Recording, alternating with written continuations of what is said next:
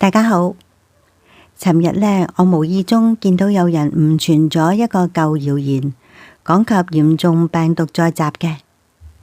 令到我呢諗起返前幾年疫情嚴峻嘅時候，好多人留喺屋企嘅時間長咗，為咗打發時間，有人烘焙，有人鑽研廚藝，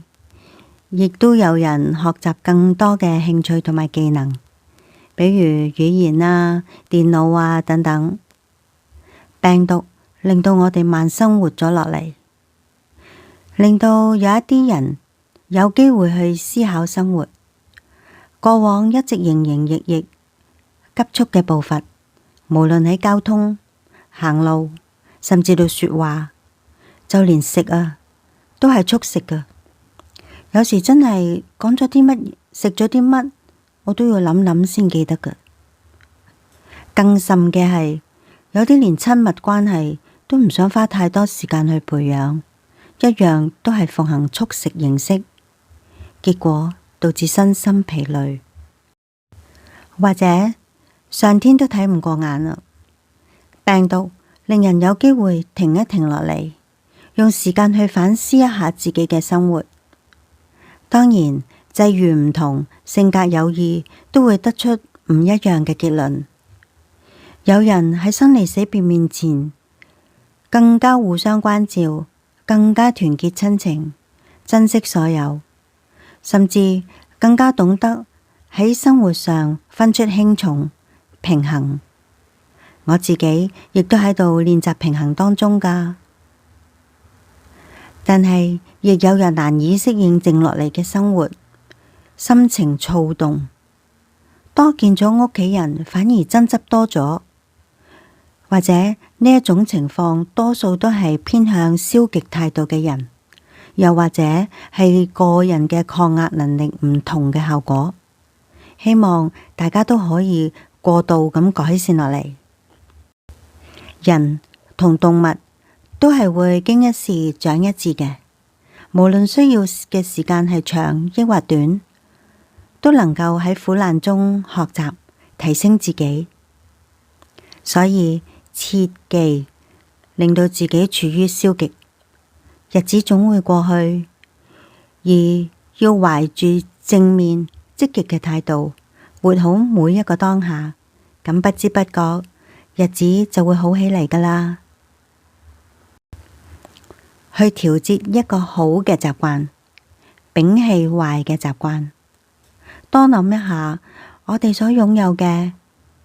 唔好習慣性咁先去諗我哋失去嘅，珍惜擁有，內心就能夠豐盛起嚟，感恩滿足咁向前行，每一日都係好日子，日日都可以做生日㗎。生活係充滿住可能性嘅，同埋彈性，所以我哋冇必要去逼迫自己，凡事唔好拉得太緊，學會放鬆隨意就好啦。學會鬆容嘅生活步伐，能夠幫助我哋身心平衡，情緒都比較健康，咁人際關係都會更加和諧，令到我哋嘅判斷力更強，處事能力亦都更佳，係良性循環，使到各種事情都會更順暢。但係相反，繃緊嘅狀態呢，會造成惡性循環，令到事情更加障礙，變得糟糕㗎。眨下眼，又到新嘅一年嘅第3個月啦，真係時光飛逝。當我講一聲當下，講完咗呢一個當下就已經過去啦，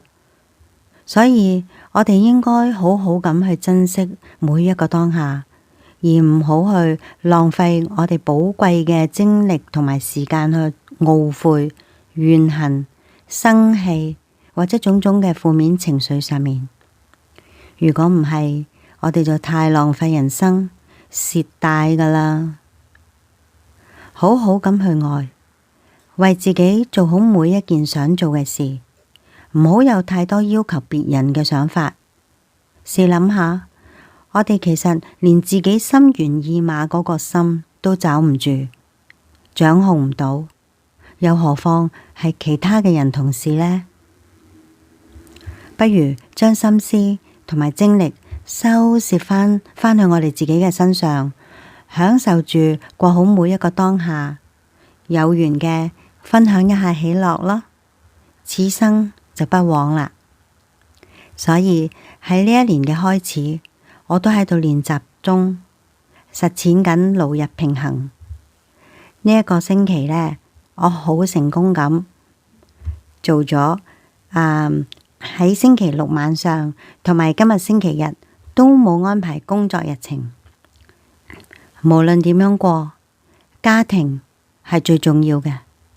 係生物學習愛嘅基地嚟，互相扶持、互補長短、包容同埋互相成就、一齊成長嘅地方。只要多一啲嘅理解同珍惜，呢一個基地就能夠穩固。咁我哋就有一個穩固嘅後盾去為我哋嘅理想奮鬥。即使喺出邊受傷害，都能夠有一個溫暖嘅窩俾我哋去療癒，幾強幾好啊！希望大家都同我一齊努力，往後都能夠堅持，唔好偏離。加油啊！Namaskaram。